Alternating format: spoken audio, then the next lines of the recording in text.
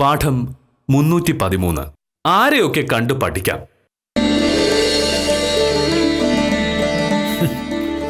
ഇങ്ങനെ പോയി നാടിന്റെ അവസ്ഥ എന്താവും?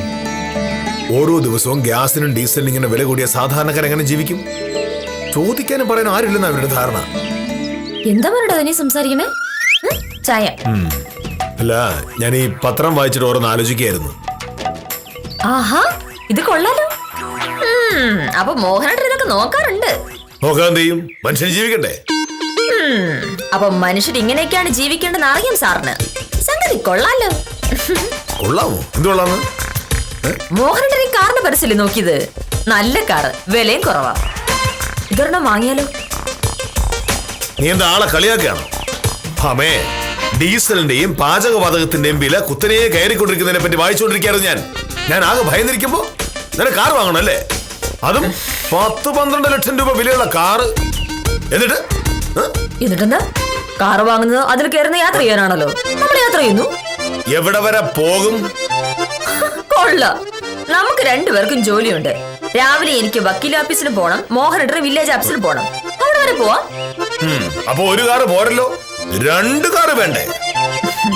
ഞാൻ പോകുന്നത് 9:38, നീ പോകുന്നത് 10 മണി കഴിഞ്ഞ്. അപ്പൊ ഒരു കാറിൽ എങ്ങനെ പോകും? മോഹനേട്ടന് ഡ്രൈവിംഗ് അറിയില്ലല്ലോ. മോഹനേട്ടൻ ഡ്രൈവിംഗ് പഠിക്കുന്നത് വരെ ഞാൻ രാവിലെ മോഹനേട്ടനെ വില്ലേജ് ഓഫീസിൽ കൊണ്ടുവിടും. ഓഹോ, അപ്പൊ അതാണ് നിന്റെ ഉദ്ദേശം. നമുക്ക് താങ്ങാൻ പറ്റാത്തത്ര വിലയുള്ളൊരു കാറ് വാങ്ങുക, എന്നിട്ട് ഡീസലോ പെട്രോളോ വാങ്ങാനുള്ള കാശ് കടം വാങ്ങുക. അതൊന്നും പോരാഞ്ഞ് നീ ആ കാർ ഓടിച്ച് എന്നെ വില്ലേജ് ഓഫീസിൽ കൊണ്ടുവിട്ടിട്ട് നിനക്ക് കാർ ഓടിക്കാൻ അറിയാം, എനിക്ക് കാർ ഓടിക്കാൻ അറിയില്ല എന്ന് നാട്ടുകാരെ മുഴുവൻ അറിയിക്കാം. ഇതെന്ത് ന്യായ മോഹനേട്ടാ? മുഖ്യമന്ത്രിയുടെ കാർ ഓടിക്കുന്ന സർക്കാർ ഡ്രൈവർ അല്ലേ? ആ കാറിൽ മുഖ്യമന്ത്രി യാത്ര ചെയ്യുന്നതിന് അർത്ഥം മുഖ്യമന്ത്രിക്ക് കാർ ഓടിക്കാൻ അറിയില്ലെന്നാണോ? മോഹനേട്ടൻ വലിയ വില്ലേജ് ഓഫീസർ അല്ലേ? അപ്പോൾ ഒരു ഡ്രൈവറെ വെച്ച് വണ്ടി ഓടിക്കാണ് നാട്ടുകാർ ധരിച്ചോട്ടെ. നീ തമാശ പറഞ്ഞതായിരിക്കും, പക്ഷേ എനിക്ക് അത് തമാശയായിട്ട് തോന്നിയില്ല. ഞാൻ ജീവിച്ചിരിക്കുമ്പോ കാർ വാങ്ങാൻ സമ്മതിക്കില്ല. ആദ്യം അടുപ്പ് കത്തിക്കാനുള്ള ഗ്യാസ് എങ്ങനെ സംഘടിപ്പിക്കാം എന്ന് ആലോചിക്കാം. അത് കഴിഞ്ഞിട്ടല്ലേ കാർ വാങ്ങൂ. ഓ, ഈശ്വര, ഇങ്ങനെയുണ്ടോ ഒരു പിശുക്ക്? ഈ കാശെല്ലാം കൂട്ടി വെച്ചിട്ട് എന്ത് ചെയ്യാനാണോ എന്തോ? താമസത്തിൽദാരായിരിക്കും. ഇത്ര സ്ഥലം പോരെ പോവാൻ?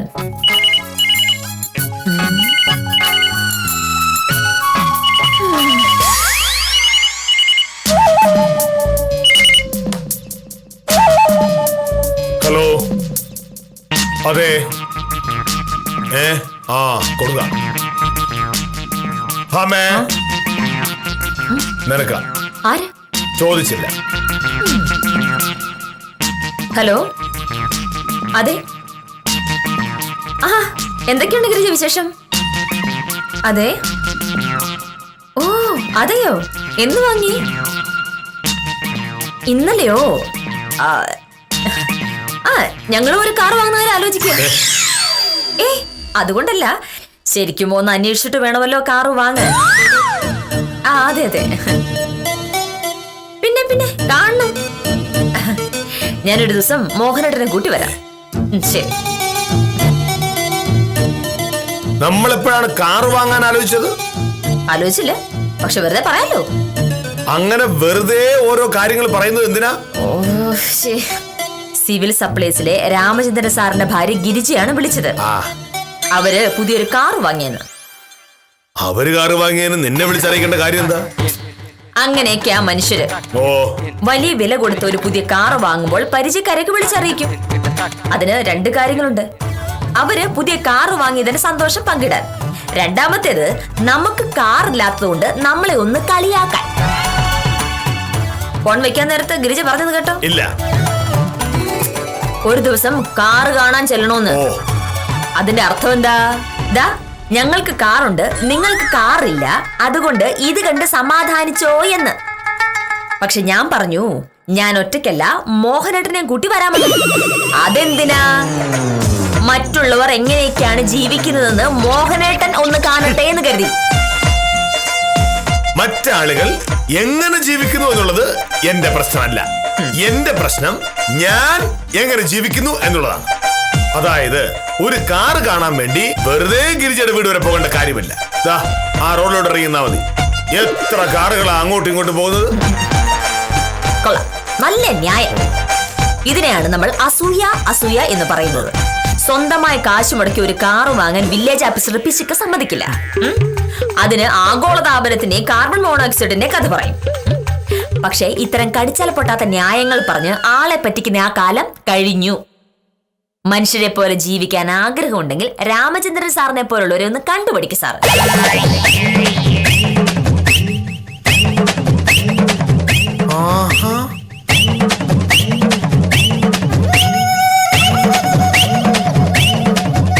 രാമചന്ദ്രൻ സാറിനെ കണ്ട് ഞാൻ എന്തു പഠിക്കണമെന്നാണ് നീ പറയുന്നത്? സിവിൽ സപ്ലൈസ് ഡിപ്പാർട്ട്മെന്റിലെ ഒരു ക്ലാർക്കിനെ കണ്ട് റവന്യൂ വകുപ്പിലെ ഒരു വില്ലേജ് ഓഫീസർ എന്തു പഠിക്കാനാണ്? ഞാൻ പറഞ്ഞത് ആഫീസുകാരുമല്ല, ജീവിതത്തിലെ കാര്യം.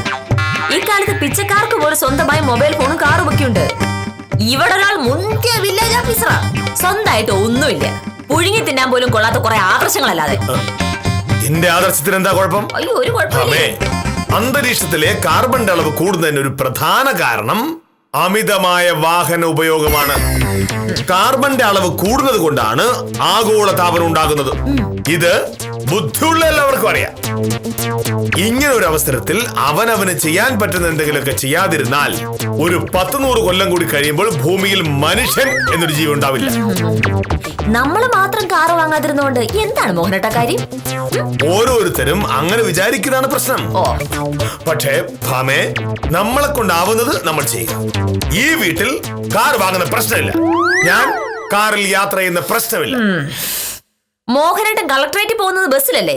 അതോ ഒരു ബസ്സിൽ 40 മുതൽ 50 പേര് വരെയാണ് യാത്ര ചെയ്യാറുള്ളത്. അതുകൊണ്ട് അത്രയും പേർ സ്വന്തം കാറിലാണ് യാത്ര ചെയ്യുന്നെങ്കിലോ ഒരു ബസ്സിന്റെ സ്ഥാനത്ത് 50 കാറുകൾ വേണ്ടി വരും. അതുകൊണ്ടാണ് ഞാൻ പറയുന്നത്, പൊതുഗതാഗത വാഹനങ്ങൾ ഉപയോഗിച്ചാൽ മലിനീകരണം കുറയും. ഇതൊക്കെ വെറുതെ പറയാൻ കൊള്ളാം മോഹനേട്ട. പക്ഷെ നാട്ടുകാർ കാണുന്നത് എന്താ? സിവിൽ സർവീസിലെ രാമചന്ദ്രൻ സാറ് സ്വന്തം കാറിൽ ഓഫീസിൽ പോകുമ്പോൾ വില്ലേജ് ഓഫീസർ മോഹനകൃഷ്ണൻ സാറ് നടന്നിങ്ങനെ പോകുന്നു. ഒന്നെങ്കിൽ മോഹനകൃഷ്ണൻ സാറിന് കാർ വാങ്ങാനുള്ള കാശില്ല, അല്ലെങ്കിൽ മുടിഞ്ഞ പിശുക്കാണ് എന്നൊക്കെയല്ലേ നാട്ടുകാർ പറയൂ. മോഹനേട്ട, ഈ കാലത്ത് അന്തസ്സിന്റെ ഒരു ലക്ഷണമാണ് കാറ്. രാമചന്ദ്രൻ സാറിന് അതുണ്ട്, മോഹനേട്ട അതില്ല. സാറേ, ഉത്തമനോട് സംസാരിച്ചിട്ട് ബാക്കി പറയാം. നീ മാറ്.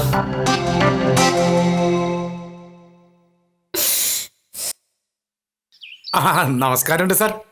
നമസ്കാരം. എന്താ ഉത്തമ? എനിക്ക് സാറിന് ഒരു അത്യാവശ്യ സഹായം വേണം. പറ്റില്ല എന്ന് മാത്രം പറയരുത്. പറ്റില്ലാത്തതാണെങ്കിൽ പറ്റില്ല എന്ന് തന്നെ പറയും. സാറേ, നമ്മുടെ ദിനേശ്, നമ്മുടെ അല്ല, അവിടുത്തെ ദിനേശനും പ്രകാശനും തമ്മിലുള്ള അതിരുതർക്കം വീണ്ടും രൂക്ഷമായി. ദിനേശ് ഇന്നലെ രാത്രി കുറെ ഗുണ്ടകളെ കൊണ്ടുവന്ന് പ്രകാശനെ തല്ലിച്ചു. എന്നിട്ട് പ്രകാശനാണ് ഗുണ്ടകളെ കൊണ്ടുവന്നെന്നും പറഞ്ഞുകൊണ്ട് പോലീസിൽ പരാതിപ്പെട്ടു. പോലീസ് പ്രകാശനെ അന്വേഷിച്ച് നടക്കുകയാണ്. അല്ല സാറേ, ഉടനെ എന്തെങ്കിലും ചെയ്തില്ലെങ്കിൽ പ്രകാശനെ പോലീസുകാർ കൊണ്ടുപോകും. ഇത് ഒരു ക്രമസമാധാന പ്രശ്നമാണ്. ഇതിൽ വില്ലേജ് ഓഫീസർക്ക് ഒരു കാര്യവുമില്ല. അതല്ല സാറേ, അന്ന് തർക്കം ഉണ്ടായപ്പോ സാറ് വന്ന സ്ഥലം അളന്നതാണല്ലോ. പ്രകാശൻ പറഞ്ഞതാണ് ശരി എന്ന് സാർ അന്ന് പറയുകയും ചെയ്തു. SI ഗീവർഗീസ് സാറിനെ കാണാൻ വരുമ്പോ അതൊന്നും അങ്ങനെയൊന്നും പറഞ്ഞാ മതി. SI ഗീവർഗീസിന് എന്നെ കാണേണ്ട ഒരു ആവശ്യവുമില്ല. പ്രകാശനും ദിനേശനും തമ്മിൽ വഴക്കുണ്ടെങ്കിൽ പോലീസ് മാത്രം അന്വേഷിക്കേണ്ട കാര്യമുള്ളൂ. അതിൽ വില്ലേജ് ഓഫീസർക്ക് ഒരു കാര്യമില്ല. ഇനിയിപ്പോ അതിർത്തിയെ സംബന്ധിക്കുന്ന പ്രശ്നമാണെങ്കിൽ അത് റവന്യൂ വകുപ്പും കോടതിയും തമ്മിൽ തീരുമാനിക്കേണ്ട കാര്യമാണ്. പോലീസിന് അവിടെ ഒരു കാര്യവുമില്ല. വക്കീലെ, ഞാൻ പറയുന്നത് ഒന്ന് കേൾക്കണം. വക്കീലാണല്ലോ പ്രകാശന്റെ വക്കീല്. അപ്പൊ വക്കീല് പറഞ്ഞ ഗീവർഗീസ് സാർ കേൾക്കും. ദിനേശ് മനഃപൂർവ്വം പ്രശ്നം ഉണ്ടാക്കിയതാണെന്ന് വക്കീല് ഗീവർഗീസ് സാറിനോടൊന്ന് പറയണം. പറയുന്നത് വക്കീലായതുകൊണ്ട് SI അന്വേഷിക്കുകയും ചെയ്യും. അങ്ങനെ അന്വേഷിക്കുമ്പോ ന്യായം പ്രകാശന്റെ പക്ഷത്താണെന്ന് സാർ ഒന്ന് പറഞ്ഞാ മതി. എങ്ങനെയുണ്ട് എന്റെ ഐഡിയ? ഐഡിയ കൊള്ളാം. അതിനുമുമ്പ് ഞാൻ ഒരു കാര്യം ചോദിക്കട്ടെ.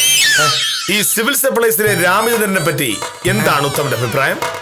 അഭിപ്രായം എന്താണെന്ന് ചോദിച്ചാ പിന്നെ എന്താ? ഒന്നുമില്ല ഉത്തമ. പറഞ്ഞു വരുമ്പോ മോഹനേട്ടനും സർക്കാർ ഉദ്യോഗസ്ഥൻ, രാമചന്ദ്രൻ സാറും സർക്കാർ ഉദ്യോഗസ്ഥൻ. പക്ഷേ രാമചന്ദ്രൻ സാറിന്റെ വീട്ടിൽ കാറ് 2 ആണ്. 2 ഉണ്ടോ? ഒരെണ്ണമുള്ള കാര്യം എനിക്കറിയാവൂ. രണ്ടാമത്തെ കാർ കഴിഞ്ഞ ദിവസം വാങ്ങിച്ചു. ശ്ശോ, അതൊക്കെ രാമേന്ദ്രൻ സാറിന്റെ കഴിവ് തന്നെ കേട്ടാ. സത്യത്തിൽ അങ്ങേര് വെറും ക്ലർക്കാണെന്ന് ഒരൊറ്റ മനുഷ്യൻ വിശ്വസിക്കൂല. ഇത്രയും കുറഞ്ഞ കാലത്തിനിടയ്ക്ക് എത്ര രൂപയാണ് അയാൾ ഉണ്ടാക്കിയത്. ആണുങ്ങളായോണ്ടല്ല, അങ്ങനെ വേണം. അപ്പോ എസ് ഐ ഗീവർഗീസ് വരുമ്പോ ഞാൻ എന്താ പറയേണ്ടത്? പ്രകാശന്റെ ഭാഗത്താണ് ന്യായം എന്ന് ഞാൻ അങ്ങനെ പറയും. അയ്യോ, എനിക്ക് അത് എന്നെ ഉത്തമന് തോന്നുന്നുണ്ടോ? അല്ല സാറേ, ഈ കാര്യം എനിക്ക് ഇപ്പോഴാണ് ഈ പിടികിട്ടിയത്. ഞാൻ നേരത്തെ പറഞ്ഞില്ലേ, രാമേന്ദ്രൻ സാറിന് ചിലപ്പോ 2 കാറുണ്ടായിരിക്കാം. പക്ഷേ നാട്ടിൽ വല്ല വിലയും ഉണ്ടോ? ഈ രാമേന്ദ്രൻ സാർ പോകുമ്പോ നാട്ടുകാർ പറയുന്നത് എന്താണെന്ന് അറിയാമോ? ആ സിവിൽ സപ്ലൈസിലെ രാമേന്ദ്രൻ എന്താ പോനടേ എന്ന് ഒരു വിലയില്ല. പക്ഷേ വില്ലേജ് ഓഫീസർ മോഹനേഷ് സാർ നടന്നു പോകുമ്പോഴോ, ആ പോകുന്നത് നമ്മുടെ ബഹുമാന്യനായ വില്ലേജ് ഓഫീസർ മോഹനകൃഷ്ണ സാർ അല്ലേ, ആണല്ലോ എന്ന് ജനം പറയും. ഇത് തമ്മിലുള്ള വ്യത്യാസം ചെറിയ വ്യത്യാസമാണോ? ഇന്ന് എനിക്ക് എസ് ഐ ഗീവർഗീസിനെ കാണാൻ പറ്റുമോ എന്തോ. ഒരുപാട് തിരക്കുള്ള ദിവസമായി. അയ്യോ വക്കീലേ, വക്കീലേ, എന്റെ പൊന്നു സാറേ, നിങ്ങൾ തമ്മിൽ എന്തെങ്കിലും അഭിപ്രായ വ്യത്യാസം ഉണ്ടെങ്കിൽ അത് ഈ കേസിലോട്ട് വലിച്ചടക്കരുത്. പ്രകാശൻ അകത്തോട്ട് പോവും. അതെന്റെ പ്രശ്നമല്ല. എസ് ഐ ഗീവർഗീസ് എന്നെ കാണാൻ വരികയാണെങ്കിൽ ഞാൻ പറയാം പ്രകാശന്റെ ഭാഗത്താണ് ന്യായമെന്ന്. സാറേ, പക്ഷെ വക്കീൽ വിചാരിച്ചാലേ എസ് ഐ വരൂ, പിന്നെന്ത് ചെയ്യും? നാട്ടിൽ വേറെ എത്രയോ കൊള്ളാവുന്ന വക്കീലന്മാരുണ്ട്, അവരാണ് പോയി കാണ്. ഉത്തമന്റെ സംസാരം കേട്ടു. ഈ നാട്ടിൽ ഈ ഒരു വക്കീൽ മാത്രമേ ഉള്ളത്. കഷ്ടം സാറേ, ഇതിലും ഭേദം ദിനേശന് പ്രകാശനുമാ. അവന്മാർക്ക് എന്തെങ്കിലും പ്രശ്നം ഉണ്ടെങ്കിൽ തമ്മിൽ തല്ലി തീർക്കുമല്ലോ. ഇതങ്ങനെയല്ലല്ലോ, പ്രസംഗമല്ലേ, കൊണ്ടുപോകണം പ്രസംഗം. ഇപ്പോ നീ ചെയ്തതിനാണ് ഒളിച്ചോട്ടം ഒളിച്ചോട്ടം എന്ന് പറയുന്നത്. എന്നെ നാട്ടുകാർക്കെല്ലാം വലിയ ബഹുമാനമാണെന്ന് ഉത്തമൻ പറഞ്ഞത് നിനക്ക് ഇഷ്ടപ്പെട്ടില്ല. ഉത്തമൻ അത് മനസ്സ് തുറന്ന് പറഞ്ഞതല്ലോ, വെറുതെ പറയിച്ചല്ലേ. ഞാനോ? ഞാൻ ആരെയും വെട്ടിയിട്ടില്ല. ഗീവർഗീസ് സാറിനോട് മോഹനേട്ടൻ സംസാരിക്കണമെങ്കിൽ രാമചന്ദ്രൻ സാറിനെക്കാട്ടിലും മിടുക്കൻ മോഹനേട്ടനാണെന്ന് സമ്മതിക്കണമെന്ന് മോഹനേട്ടൻ പറയാതെ പറഞ്ഞു. പാവ ഉത്തമൻ നിവൃത്തികേടുകൊണ്ടത് സമ്മതിച്ചു. അപ്പോ നീ വരട്ടിയതോ? എന്നെ നാട്ടുകാർക്കെല്ലാം വലിയ ബഹുമാനമാണെന്ന് പറഞ്ഞപ്പോ ഗീവർഗീസ് സാറിനെ കാണാൻ സമയമില്ല എന്ന് നീ പറഞ്ഞു. ഉത്തമൻ ആ വിരട്ടിൽ വീണില്ല എന്ന് മാത്രം. ഉത്തമൻ വീണോ ഇല്ലയോ എന്നത് കണ്ടറിയാൻ പോകുന്ന കാര്യമില്ലേ സാറേ. മോഹനേട്ടാ, ഇതൊരു ക്രിമിനൽ കേസാണ്. ഇതിൽ പ്രകാശനും ഉത്തമനും വില്ലേജ് ഓഫീസറെക്കാട്ടിലും ആവശ്യം വക്കീലിനെ കൊണ്ടാണ്. ഉത്തമൻ പോയതുപോലെ തന്നെ തിരിച്ചു വരും. നമുക്ക് കാണാം. ഓ, കാണാം. മോഹനേട്ടാ, മോഹനേട്ടൻ ഒരു ധാരണയുണ്ട്, മോഹനേട്ടൻ ചെയ്യുന്നതെല്ലാം ശരിയാണ് എന്ന്. എന്നാൽ അങ്ങനെയല്ല. ഇപ്പോൾ ഇവിടുത്തെ പ്രശ്നം എന്താ? സിവിൽ സപ്ലൈസിലെ രാമചന്ദ്രൻ സാറ് ഒരു കാറ് വാങ്ങി, നമുക്ക് ഒരു കാറില്ല. അതുകൊണ്ട് രാമചന്ദ്രൻ സാറിന്റെ ഭാര്യ ഗിരിജ എന്നെ കളിയാക്കി. എനിക്കപ്പോഴുണ്ടായ അപമാനം അതൊന്നും മോഹനേട്ടൻ പ്രശ്നമേ അല്ല. മോഹനേട്ടന് തരികിട ആദർശങ്ങൾ അത് മാത്രമാണ് വലുത്. തരികിട ആദർശങ്ങൾ? ഞാൻ പറഞ്ഞതൊക്കെ സത്യമാണ്. കാർ ഓടുമ്പോ അതിൽ നിന്ന് പുറത്തേക്ക് വരുന്ന കാർബൺ മോണോക്സൈഡ്. കാർ വേണ്ട, തീർന്നല്ലോ പ്രശ്നം. ഇനി ഈ കാർബൺ മോണോക്സൈഡിന്റെ കഥ എനിക്ക് കേൾക്കാൻ വയ്യ. എന്റെ ഈശ്വര, അടുത്ത ജന്മത്തിലെങ്കിലും രാമേന്ദ്രൻ സാറിനെ പോലെ പ്രായോഗിക ബുദ്ധിയുള്ള ഒരാളുടെ ഭാര്യയായി ജീവിക്കാൻ കഴിയണേ. ഒരു കാറിന് വേണ്ടി അടുത്ത ജന്മം വരെ കാത്തിരിക്കാൻ ഞാൻ തയ്യാറാണ്.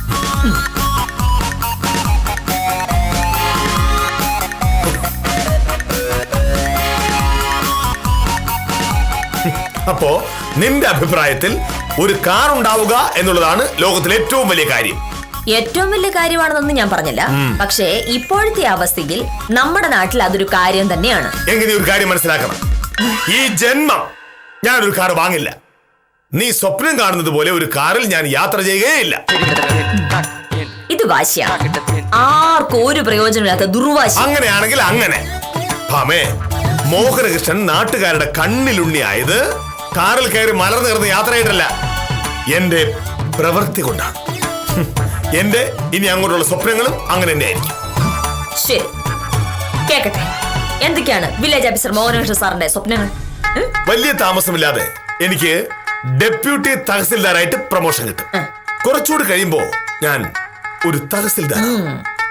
50 വയസ്സിന് മുമ്പ് ഞാനൊരു ജില്ലാ കളക്ടറാവും. കുറച്ചുകൂടെ കഴിയുമ്പോൾ റവന്യൂ സെക്രട്ടറി ആകും, ചീഫ് സെക്രട്ടറി ആകും. അത് കഴിഞ്ഞ് റിട്ടയർ ചെയ്ത് കഴിയുമ്പോൾ രാഷ്ട്രീയത്തിൽ ഇറങ്ങിയാൽ MLA ആകാം, റവന്യൂ മന്ത്രിയാകാം, മുഖ്യമന്ത്രിയാവാം. സ്വപ്നമല്ലേ മോഹനേട്ടാ? സ്വപ്നം കാണുമ്പോൾ എന്തിനാ ഇങ്ങനെ വളരെ കുറച്ച് കാണണേ? നിനക്ക് ഇതൊക്കെ തമാശയായിട്ട് തോന്നാം, പക്ഷേ ജീവിതത്തിൽ ഇതുവരെ മോഹനകൃഷ്ണൻ ആഗ്രഹിച്ചതൊക്കെ സാധിച്ചിട്ടുണ്ട്. ജില്ലാ കളക്ടർ ആകണമെന്ന് മോഹനകൃഷ്ണൻ ആഗ്രഹിച്ചാൽ അത് നടന്നിരിക്കും. സമ്മതിച്ചു. അങ്ങനെ വില്ലേജ് ഓഫീസർ മോഹനകൃഷ്ണൻ ജില്ലാ കളക്ടറായി. ജില്ലാ കളക്ടർക്ക് സർക്കാർ കൊടുത്തിരിക്കുന്ന ഔദ്യോഗിക വാഹനം ഒരു കാറാണ്. മോഹനേട്ടനാണെങ്കിൽ കാറിൽ കയറില്ല എന്നുള്ള വ്രതത്തിൽ. ഈശ്വര, അപ്പൊ ഇനി എന്ത് ചെയ്യും? സാരമില്ല, ജില്ലാ കളക്ടർ ഔദ്യോഗിക വാഹനം ഉപേക്ഷിച്ച് സൈക്കിളിൽ കളക്ടറേറ്റിൽ എത്തുന്ന ഒരു വാർത്തയ്ക്ക് സ്കോപ്പ് ഉണ്ട്. ഡൽഹിയിൽ ഏതൊക്കെയോ മന്ത്രിമാർ ഓട്ടോറിക്ഷയിൽ സെക്രട്ടേറിയറ്റിൽ എത്തിയെന്ന് പത്രത്തിൽ വാർത്ത കണ്ടിരുന്നു. ആ മാതൃക പിന്തുടർന്ന് ഈ കളക്ടർ സൈക്കിളിലും കാൽനടയിലുമായി ജില്ല ചുറ്റുന്നു. പത്രത്തിന്റെ ഒക്കെ മുൻപേജിൽ വാർത്തയാകാനുള്ള എല്ലാ സാധ്യതയുണ്ട്. മോഹനേട്ട, കളക്ടർ പോട്ടെ, മോഹനേട്ടൻ ഒരു തഹസിൽദാരായാലും സർക്കാർ വണ്ടിയിൽ യാത്ര ചെയ്യേണ്ടി വരും. അന്നീ വ്രതമൊക്കെ തെറ്റില്ലേ? പിന്നെ എന്തിനാ മോഹനേട്ട ഇങ്ങനെ വെറുതെ മസിൽ പിടിക്കണം? ഉത്തമൻ തിരിച്ചു വന്നു. ഞാൻ നേരത്തെ പറഞ്ഞില്ലേ, പ്രകാശിനെ പോലീസ് പിടിക്കാതെ നോക്കണമെങ്കിൽ വില്ലേജ് ഓഫീസർ വിചാരിച്ചാൽ പോരാ, വക്കീല് തന്നെ വിചാരിക്കണമെന്ന്. അതുകൊണ്ട് ഈ വക്കീല് പറയുന്ന പോലെ ഉത്തമൻ പറയും. സിവിൽ സപ്ലൈസിലെ രാമചന്ദ്രൻ സാറിന്റെ മഹത്വം കേൾക്കണമെങ്കിൽ വരൂ. ആവശ്യമില്ലാതെ രാമചന്ദ്രനെ പൊക്കി പറഞ്ഞാൽ ഉത്തമൻ വിവരമാണ്. എന്താണ് ഉത്തമ, നേരത്തെ പറഞ്ഞതിൽ എന്തെങ്കിലും മാറ്റങ്ങൾ ഉണ്ടായിട്ടുണ്ടോ? പിന്നെ ഉണ്ടോക്കില്ലേ, നേരത്തെ പറഞ്ഞത് അടിമുടി മാറ്റിയല്ലോ. ഉത്തമ, കാര്യങ്ങൾ മാറ്റി പറയുമ്പോൾ സൂക്ഷിക്കണം. വക്കീലന്മാർ പലതുണ്ട്, വില്ലേജ് ഓഫീസർ ഒന്നേ ഉള്ളൂ. സാറേ, ഇവിടെ ആ പ്രശ്നം അല്ലല്ലോ സാറേ. ഞാൻ വന്നത് നമ്മൾ നേരത്തെ പറഞ്ഞു വെച്ച സിവിൽ സപ്ലൈസ് രാമേന്ദ്ര സാറിനെ പറ്റി പറയുവാനുള്ള ബാക്കി കാര്യങ്ങളാണ്. പറയൂ ഉത്തമ, നാട്ടിൽ മോഹനേട്ടനാണോ രാമേന്ദ്രൻ സാറിനാണോ കൂടുതൽ വില? ഇന്നലെ വരെയുള്ള കാര്യം എനിക്ക് അറിഞ്ഞൂടാ. പക്ഷേ ഇന്ന് രാവിലെ ഒരു അരമണിക്കൂർ മുമ്പ് മുതൽ മോഹനകൃഷ്ണ സാറിനേക്കാൾ പ്രശസ്തൻ ഈ രാമേന്ദ്ര സാറ്. എങ്ങനെ പ്രശസ്തനാവാതിരിക്കും? അവര് പുതിയ കാറ് വാങ്ങിയ കാര്യം ഗിരിജ നാട്ടുകാരെ മുഴുവൻ വിളിച്ചു പറഞ്ഞുകൊണ്ടിരിക്കല്ലേ. പിന്നെ ഞാൻ നേരത്തെ വന്ന് നിങ്ങൾ രണ്ടുപേരോടും ഒരു സഹായം ചോദിച്ചിരുന്നു. നിങ്ങൾ തമ്മിലുള്ള എന്തോ പ്രശ്നത്തിന്റെ പേരിൽ നിങ്ങൾ എന്നെ ഇവിടെ നിർത്തി പൊട്ടം കളിപ്പിച്ചു. എന്തായാലും പ്രകാശന്റെ കാര്യത്തിൽ ഒരു തീരുമാനമായി എനിക്ക് മനസ്സിലായി.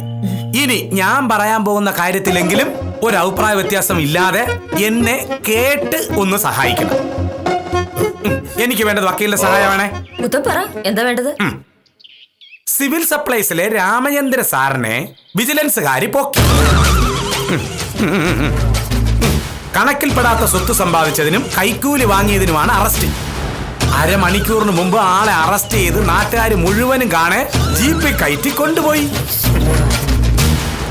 ഇതാണ് ഞാൻ നേരത്തെ പറഞ്ഞത്, രാമേന്ദ്ര സാർ വളരെ പ്രശസ്തനായിരുന്നു. ഞാൻ അങ്ങോട്ട് ചെല്ലുമ്പോ രാമേന്ദ്ര സാറിന്റെ ഭാര്യ ഗിരിജ അവിടെ നിന്ന് നെഞ്ചിലടി നിലവിളി. എങ്ങനെയെങ്കിലും രാമേന്ദ്ര സാറിനെ ജാമ്യത്തിലിറക്കൂ എന്ന്. വക്കീലിനാകുമ്പോ ഗിരിജയെ നല്ല പരിചയം കാണുമല്ലോ എന്ന് കരുതിയാണ് ഞാൻ നേരെ ഇങ്ങോട്ട് വന്നത്. ഗിരിജ ആയിരിക്കും. എന്തെങ്കിലും ഒന്ന് പറഞ്ഞ് സമാധാനിപ്പിക്കൂ വക്കീലെ, പ്ലീസ്. ശരി സാർ, എന്നാ പ്രകാശനോട് പേടിക്കുകയേ വേണ്ട എന്ന് പറഞ്ഞു. ഇനിയിപ്പോ SI ഗീവർഗീസ് എന്നെ കാണാൻ ഇങ്ങോട്ട് വന്നില്ലെങ്കിലും ഞാൻ അങ്ങോട്ട് പോയി കാര്യം പറഞ്ഞോളാം. നമുക്ക് ന്യായത്തിന്റെ ഭാഗത്തല്ലേ നിൽക്കാൻ പറ്റൂ ഉത്തമ? പിന്നല്ലേ മോഹനേട്ട് സാർ ന്യായത്തിന്റെ ഭാഗത്തിൽ മാത്രമേ നിൽക്കൂന്ന് എനിക്കറിയാലോ. എനിക്ക് മാത്രമല്ല, ഈ നാട്ടുകാർക്ക് മുഴുവനും അറിയാലോ.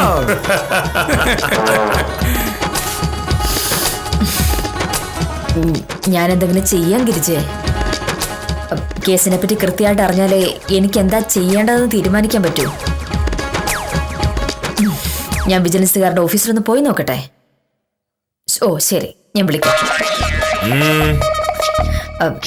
ഗിരിജ ഭയങ്കര കരച്ചില്ല. ഇങ്ങനൊരു അനുഭവം പ്രതീക്ഷിച്ചതല്ലോ. തളർന്നു പോയിട്ടുണ്ടാവും. ഈ ഗിരിജയല്ലേ കുറച്ചു മുമ്പ് നിന്നെ വിളിച്ച് രണ്ടാമത്തെ കാർ വാങ്ങിയ കാര്യം പറഞ്ഞത്? ആ കാറ് കാണാൻ നിന്നെ ക്ഷണിക്കുകയും ചെയ്തു. അതുപോലെ ആ കാർ ഇപ്പോഴും അവിടെ തന്നെ ഉണ്ടോ, അതോ വിജിലൻസ് അവിടെ ഒന്ന് കൊണ്ടുപോയോ? ഇനി അതൊക്കെ പറഞ്ഞിട്ട് എന്താ മോഹനയുടെ കാര്യം? അവരൊരു സ്ത്രീയല്ലേ. അറിവില്ലായ്മ കൊണ്ട് വല്ലതൊക്കെ പറഞ്ഞിട്ടുണ്ടെങ്കിൽ ക്ഷമിച്ചു കളയേണ്ട നമ്മളല്ലേ. ആമേ, ഒരു സർക്കാർ ഉദ്യോഗസ്ഥന് കിട്ടുന്നതിന്റെ 3-4 ഇരട്ടി കാശ് ഭർത്താവ് വീട്ടിലേക്ക് കൊണ്ടുവരുമ്പോ ഇത് എവിടെ നിന്നാണ് എന്ന് ചോദിക്കേണ്ടത് ഭാര്യ. അയാൾ കൈക്കൂലി വാങ്ങിയെന്ന് അറിയുമ്പോൾ അയാളെ പറഞ്ഞു തിരുത്തേണ്ട ഭാര്യ. അതിനു പകരം അയാൾ അഴിമതി നടത്തി ഉണ്ടാക്കിയ കാശ് കൊണ്ട് വാങ്ങിയ കാറിനെ പറ്റി നാട്ടുകാരുടെ മുഴുവൻ വിളിച്ച് മേനി പറയുക. ആ കാറിനെ പറ്റി അഹങ്കരിക്കുക. കുറച്ചു മുമ്പ് നീ പറഞ്ഞല്ലോ എന്നെ ആർക്കും ബഹുമാനമില്ലെന്ന്. വേണ്ട. പക്ഷേ മോഹനകൃഷ്ണന് ഒരു കാര്യത്തിൽ ഉറപ്പുണ്ട്. എന്നെ അന്വേഷിച്ച് ഒരു വിജിലൻസുകാരും ഈ വീട്ടിൽ വരില്ല. എന്നെ രക്ഷിക്കണമെന്ന് പറഞ്ഞ് നിനക്ക് ഒരു വക്കീലിന്റെ മുന്നിൽ പോയി നിലവിളിക്കേണ്ടി വരില്ല. മോഹനേട്ടൻ മോശക്കാരനാണെന്നാണോ ഞാൻ പറഞ്ഞത്? ഒരു കാറ് വാങ്ങാനുള്ള ആഗ്രഹം കൊണ്ട് ഞാൻ വെറുതെ പറഞ്ഞതല്ലേ. കൈക്കൂലി വാങ്ങാതെ കാറ് വാങ്ങാനുള്ള കാശൊക്കെ നമ്മുടെ കയ്യിലുണ്ടല്ലോ മോഹനേട്ടാ. ഉണ്ട്. പക്ഷേ ഒരു കാർ നമുക്കിപ്പോ ആവശ്യമുണ്ടോ എന്നുള്ളതാണ് പ്രധാനം. അങ്ങനെ ഒരു ആവശ്യമുണ്ടെന്ന് നമുക്ക് ഉറപ്പ് വരുന്ന ദിവസം നമുക്ക് കാർ വാങ്ങാം. പിന്നെ നീ ഇതിനിടയിൽ വേറെന്തോന്ന് പറയുന്ന കേട്ടല്ലോ. അടുത്ത ജന്മം നിനക്ക് രാമചന്ദ്രനെ പോലൊരു ഭർത്താവിനെ വേണമെന്നോ അങ്ങനെ എന്തോ. ഞാൻ വെറുതെ മോഹനേട്ടനെ ചൂടാക്കാൻ വേണ്ടി പറഞ്ഞതല്ലേ. അടുത്ത ജന്മത്തിൽ എന്നല്ല, അതിനടുത്ത ജന്മത്തിലും അത് കഴിഞ്ഞുള്ള ജന്മത്തിലും പിന്നീടുള്ള ജന്മത്തിലും എനിക്ക് എന്റെ മോഹനേട്ടൻ തന്നെ മതി ഭർത്താവായിട്ട്. അത്രയായ ബോറടിക്കില്ലേ? എനിക്കൊരിക്കലും ബോറടിക്കില്ല. എന്റെ കാര്യം പറഞ്ഞത്. വേണമെങ്കിൽ ഒരു ജന്മം കൂടി നിന്നെ അഡ്ജസ്റ്റ് ചെയ്യാം. അത് കഴിഞ്ഞുള്ള ജന്മത്തില് നീ തന്നെ മതി. നീ ഇല്ലാതെ ഞാനുണ്ടോ? പക്ഷേ അത്ര ജന്മം കിട്ടുമെന്ന് എന്റെ പേടി. എന്താ? അന്തരീക്ഷത്തിലെ കാർബണിന്റെ അംശം കൂടുകയും ആഗോളതാപനം വർദ്ധിക്കുകയും ചെയ്താൽ മനുഷ്യൻ നശിച്ചു പോയില്ലേ? നീ കൂടെ ഉണ്ടെങ്കിൽ മനുഷ്യനായിട്ട് തന്നെ ജനിക്കണമെന്ന് എനിക്ക് ഒരു നിർബന്ധമില്ല. എങ്കിൽ ഞാൻ ഈനാമ്പീച്ചയായിട്ടും മോഹനേട്ടൻ മരപ്പെട്ടിയായിട്ടും ജനിക്കട്ടെ. അപ്പോ നമ്മൾ ഭയങ്കര കൂട്ടായിരിക്കും. ഈനാമ്പേച്ചിക്ക് മരപ്പെട്ടി കൂട്ട് എന്ന പ്രയോഗം ഈ ഭാര്യ ഭർത്താക്കന്മാരെ കണ്ട് ഉണ്ടാക്കിയതാണോ എന്ന് സംശയിക്കാവുന്നതാണ്. രാമചന്ദ്രൻ സാറിനെ കണ്ട് മോഹനകൃഷ്ണൻ പഠിക്കണമെന്ന സത്യഭാമയുടെ വാശി ഏതാണ്ട് അവസാനിച്ച നിലയ്ക്ക് ഇനി കൂടുതൽ വർത്തമാനത്തിന് സാധ്യതയില്ല. മറ്റുള്ളവരെ കണ്ട് പഠിക്കാൻ ആരെയും ഉപദേശിക്കാതിരിക്കുകയാണ് നല്ലതെന്ന് ഉപദേശിച്ചുകൊണ്ട് ഇന്നത്തേക്ക് വിടാം.